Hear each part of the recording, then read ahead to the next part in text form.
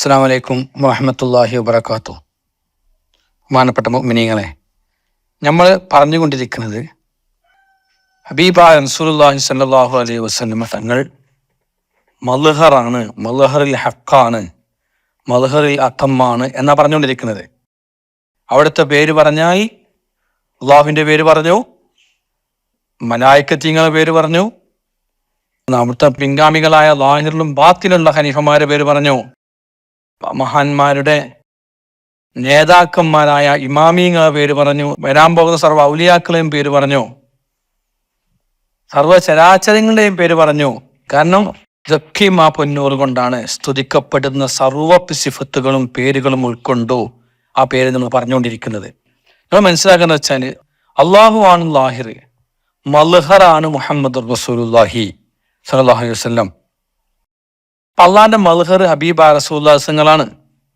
അപ്പോൾ ആ പരിശുദ്ധമാക്കപ്പെട്ട തിരുനൂറ് പ്രത്യക്ഷപ്പെട്ടത് ആ പരിശുദ്ധമായ ഹബീബായ റസൂലുള്ളാഹി സ്വല്ലല്ലാഹു അലൈഹി വസല്ലങ്ങളിലാണ്. അൽ മുഅ്മിനു മിർആത്തുൽ മുഅ്മിൻ, മുഅ്മിന്റെ കണ്ണാടി മുഅ്മിനാണെന്ന് പറയും. അവിടെ മഹാന്മാർ വിശദീകരിക്കുന്നു. അപ്പോൾ ഒരു മുഅ്മിൻ ഏതാണ്? അത് അള്ളാഹു ആണ്, അള്ളാഹിന്റെ പേരാണ് മുഅ്മിൻ. മറ്റേ മുഅ്മിൻ ആരാണ്? ആ നൂറിൽ കമാലിയത്തായ അള്ളാഹിന്റെ ഹബീബായ മുത്ത് റസൂലുള്ളാഹി സ്വല്ലല്ലാഹു. ഞാനൊരു മറഞ്ഞ നിധിയായിരുന്നു. ഫഅഹ്ബബ്തു അൻ ഉറഫ, ഞാൻ അറിയപ്പെടാൻ ആഗ്രഹിച്ചു, ഇഷ്ടപ്പെട്ടു. ഉറഫ എന്നാ പറഞ്ഞത്, ആരിഫാൻ ആഗ്രഹിച്ചു. ശ്രദ്ധിക്കണം, ആ മുഹബത്തും ആരിഫത്തും ഭയങ്കര ബന്ധമുണ്ട്. ഫഖലഖ്തു ഖൽഖിനെ ഞാൻ പടച്ചു. അപ്പോൾ ഖൽഖ് എന്ന് പറഞ്ഞാൽ നൂറ് മുഹമ്മദിയ സ്വല്ലല്ലാഹു അലൈഹി വസല്ലം ആണ് എന്ന് മഹാന്മാരൊക്കെ വിശദീകരിച്ചിട്ടുണ്ട്. പിന്നെ കാലങ്ങളോളം, എത്രയോ കാലം ആ തിരുനൂറിൽ നോക്കിക്കൊണ്ടിരിക്കുകയാണ് അള്ളാഹു സുബ്ഹാനഹു വ തആല. എന്തിന്? അള്ളാഹിനെ അറിയാൻ, അള്ളാഹിനെ കാണാൻ. അപ്പൊ ആ അള്ളാഹു വെളിപ്പെട്ടതാണ് ഹബീബായ റസൂൽ സല്ലല്ലാഹു അലൈഹി വസല്ലം തങ്ങൾ. അത് ഒരുപാട് സാമ്യങ്ങളുണ്ട്. ഇപ്പം അള്ളാഹുവിന് 99 സിഫത്തിയായ പേരുകളുണ്ട്. ആത്തിയായ പേരൊന്ന് അള്ളാഹു. ഒരുപാട് പേര് അള്ളാഹുണ്ട് കേട്ടോ, ഒരുപാടുണ്ട്. അതിൽ ഏറ്റവും മഷൂറായ ഫേമസ് ആയ പേര് 99 എന്നതുപോലെ അള്ളാഹിന്റെ ഹബീബായ റസൂൽ സല്ലല്ലാഹു അലൈഹി വസല്ലം തങ്ങൾക്കും ഒരുപാട് പേരുണ്ട്. അവിടുത്തെ ദാത്തിയായ ദുനിയാവിലുള്ള ആൾക്കാർക്ക് അവരുടെ പേര് മുഹമ്മദ് എന്നാണ് സല്ലല്ലാഹു അലൈഹി വസല്ലം. പക്ഷെ 99 ഇസ്മുകള്, സിഫാത്തിയായ ഇസ്മുകൾ അള്ളാഹ്ക്കുള്ളതുപോലെ മുത്തു സല്ലല്ലാഹു അലൈഹി വസല്ലം തങ്ങൾക്കുമുണ്ട്. ആ 99 പേരൊന്ന് പഠിച്ചു നോക്കണം. വഹാബികളൊക്കെ കയ്യും കാലും കഴിയും. ഖുർആൻ തന്നെ പറഞ്ഞൊരു പേര് കാണാം, വബിൽ മുഅ്മിനീന റഊഫുൻ റഹീമുൻ. ഈ റഊഫും റഹീമും എന്ന പേര് അള്ളാഹ്ക്കുണ്ട്. ഞങ്ങൾ പല പേരുണ്ട്, അസീസുൻ അലൈഹി. അപ്പോൾ റസൂലുള്ളാഹി സ്വല്ലല്ലാഹു പേര് അള്ളാഹ്ക്കുണ്ട്. തഖല്ലഖു ബി അഖ്ലാഖിർ റഹ്മാൻ ബി അഖ്ലാഖില്ല. അള്ളാഹുവിന്റെ സ്വഭാവം കൊണ്ട് നിങ്ങൾ സ്വഭാവം ശ്രദ്ധിച്ചവരായിരിക്കണം. അതിൽ കമാല്, കാമിലും മുക്കമ്മലുമായ ആളാണ് ഹബീബായ റസൂലുള്ളാഹി സ്വല്ലല്ലാഹു അലൈഹി വസല്ലം തങ്ങൾ. അപ്പോൾ അവിടുത്തെ പേരും അങ്ങനെ തന്നെ അവിടുത്തെ പേരും. അല്ല അല്ലട്ടോ, അത് പറയാൻ പാടില്ല. അപ്പൊ ഇസ്ലാമെന്ന് പുറത്തു പോവും. അവിടുത്തെ സിഫത്തിലും അവിടുത്തെ എന്തൊക്കെ അവിടുത്തെ ഒരു മനുഷ്യനെ കാമിലാവാൻ പറ്റുമോ അതിലൊക്കെയും പൂർണ്ണമായും കമാലിയത്തെത്തിയത് ഹബീബായ റസൂൽ സല്ലല്ലാഹു അലൈഹി വസല്ലം തങ്ങളാണ്. അപ്പൊ ആ ഒരു കണ്ണാടിയാണ്. നമുക്ക് അതേമാതിരി വലിപ്പെടാൻ പറ്റും. ഒരു കണ്ണാടി വെച്ചിട്ട് നമുക്ക് നമ്മൾ കണ്ടുകൊണ്ടിരിക്കാം, നമുക്ക് നമ്മൾ കാണാൻ പറ്റും. എന്നതുപോലെ അള്ളാഹു കണ്ടുകൊണ്ടിരിക്കുന്നത് കണ്ണാടിയായ ഹബീബായ റസൂലുള്ളാഹി സ്വല്ലല്ലാഹു അലൈഹി വസല്ലം. വ്യത്യാസം എന്താ അറിയോ? നമ്മളെ കണ്ണാടി പലരും എടുത്തു നോക്കും, അപ്പോൾ പലരും കാണും. ഞാൻ എടുത്തു കൊടുക്കും, നിങ്ങൾ എടുത്തു നോക്കും, അപ്പോൾ നിങ്ങളെ കാണും. വേറെ ആൾ എടുത്തു നോക്കി അവരെ കാണും. എന്നാൽ തിരുത്വാഹ മുഹമ്മദ് റസൂലുള്ളാഹി സ്വല്ലല്ലാഹു അലൈഹി വസല്ലം എന്ന തിരുകണ്ണാടി എപ്പോഴും കൈ പിടിച്ചുകൊണ്ടിരിക്കുന്നത് അള്ളാഹു സുബ്ഹാനഹു വ തആലയാണ്.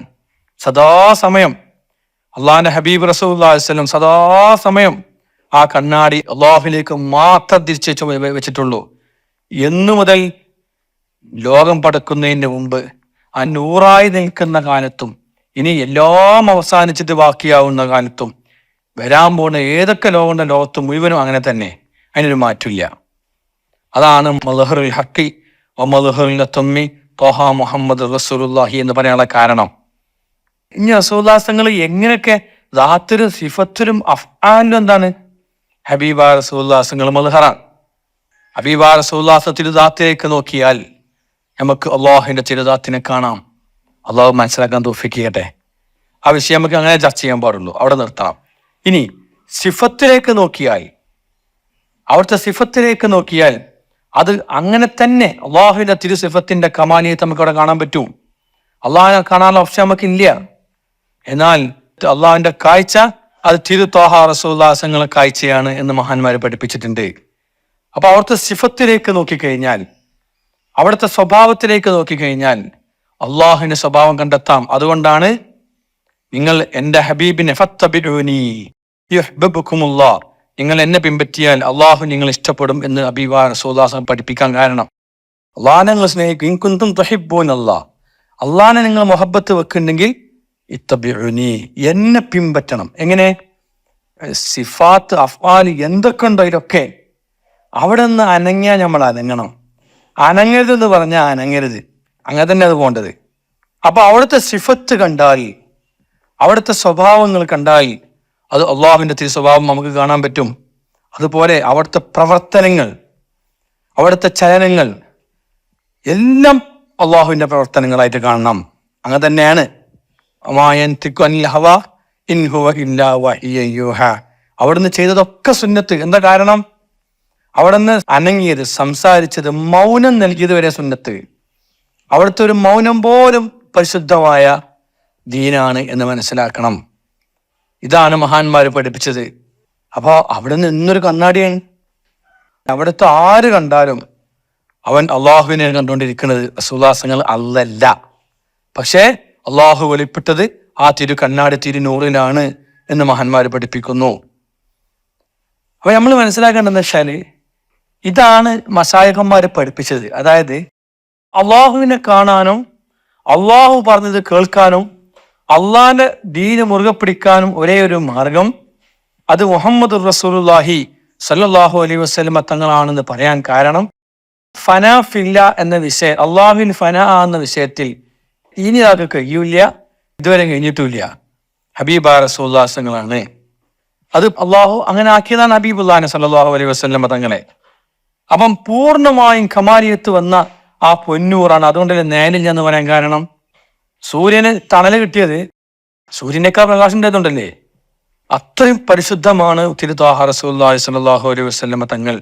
അപ്പോ നമ്മെ സംബന്ധിച്ചിടത്തോളം മനസ്സിലാക്കേണ്ടത്, അള്ളാഹിനെ കിട്ടാൻ ഒരു മാർഗമില്ല. അത് ഖുർആൻ മതി, ഹദീസ് മതി. ഇതൊക്കെ ബുദ്ധിയുള്ള മനുഷ്യന്മാര് പറയില്ല. ഖുർആൻ അവിടുത്തെ ഒരു മോചിതത്വം മാത്രമാണ്. പിന്നെ സ്നേഹിക്കുന്ന ഒരാള് എന്നെ തേടി വന്ന് എൻ്റെ അഡ്രസ്സായിട്ട് പോയാൽ എങ്ങനെ ഉണ്ടാവും? എനിക്ക് ഒരു അഡ്രസ്സ് മതി, മൂപ്പര ആവശ്യമില്ല, എനിക്ക് അയാൾ ആവശ്യമില്ല, എനിക്ക് ഒരു അഡ്രസ്സ് മതി. എൻ്റെ അഡ്രസ്സ് കയറ്റിയിട്ട് ഓര് പോയി. ഒരാവശ്യം എന്താണ്? എന്നെ കിട്ടലാണ്, എന്നെ കാണണം, എന്നെ സംസാരിക്കണം, എന്നോട് ബന്ധത്തിലാവണം, അതാണ് അവരുടെ ആഗ്രഹം. ഓരോ അഡ്രസ്സായിട്ട് പോയി. അവ ചെന്നു, എവിടെ ആള്?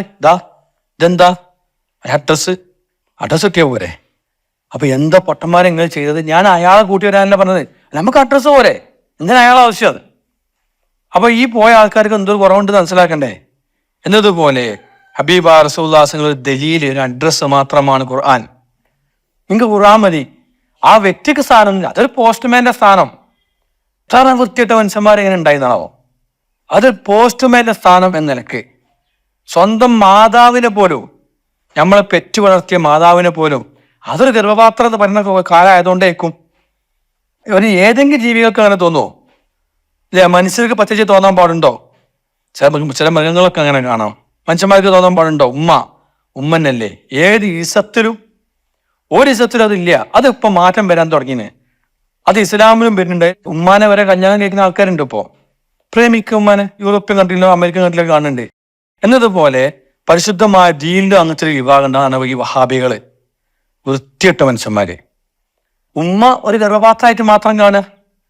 എന്നതുപോലെ നമുക്ക് അള്ളാഹുവിന്റെ തിരു ദീന് കൊണ്ടുവന്ന മുത്ത് സല്ലല്ലാഹു അലൈഹി വസല്ലം തങ്ങളെ വാക്കും പ്രവൃത്തിയും അവിടുത്തെ ശബ്ദവും അവിടുത്തെ അനുകരണവും ചലനവും അടക്കവും അനക്കവും ഉറക്കവും അവിടുത്തെ കുടുംബജീവിതം, അവിടുത്തെ കച്ചവടം, അവിടുന്ന് ഭരിച്ച രാഷ്ട്രീയ തന്ത്രങ്ങൾ, അവിടുന്ന് നയിച്ച സമരങ്ങൾ, വിപ്ലവങ്ങൾ എല്ലാം നമുക്ക് ദീനാണ്.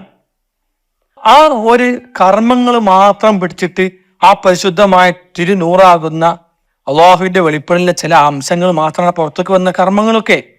അത് പിടിച്ച് ആളാണ് ഒഴിവാക്കി എങ്ങനെ ഉണ്ടാവും? ടോർച്ച് കൈ പിടിച്ച ലൈറ്റ് നമ്മളെ കൂടെ പോരും. ലൈറ്റിന്റെ കൂടെ പോയാൽ ലൈറ്റ് ഓഫാക്കി അവിടെ കാണാൻ നിൽക്കൂലേ? ലൈറ്റുകൾ തിരിഞ്ഞാൽ നമുക്ക് ഇരുട്ടാവില്ലേ?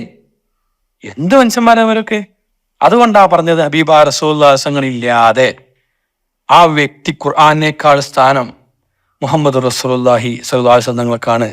ഹദീസിനേക്കാൾ സ്ഥാനം മുഹമ്മദ് റസൂലുള്ളാഹി സ്വല്ലല്ലാഹു അലൈഹി വസല്ലം തങ്ങൾക്കാണ്. റസൂലുള്ളാഹിനെ വിശ്വസിക്കാതെ ഖുർആൻ ദലീലല്ല. റസൂലുള്ളാഹിന്റെ ഒരു മുഅ്ജിസത്ത് മാത്രമാണ് ഖുർആൻ. അപ്പൊ ഖുർആന് മോശം തോന്നുന്നുണ്ടോ? ചിലർക്ക് അങ്ങനെ തോന്നണേ. ഖുർആന് മോശമല്ലേ? അല്ല, അതാണ് ഖുർആന്റെ മഹിമ, അതാണ് ഖുർആന്റെ മഹത്വം. ഹബീബ റസൂലുള്ളാഹിക്ക് ഇറക്കി എന്നുള്ളതാണ്. തൗറാത്തും അള്ളാന്റെ കലാം തന്നെയാണ്. അത് മൂസാ നബിക്ക് ഇറക്കിയത്.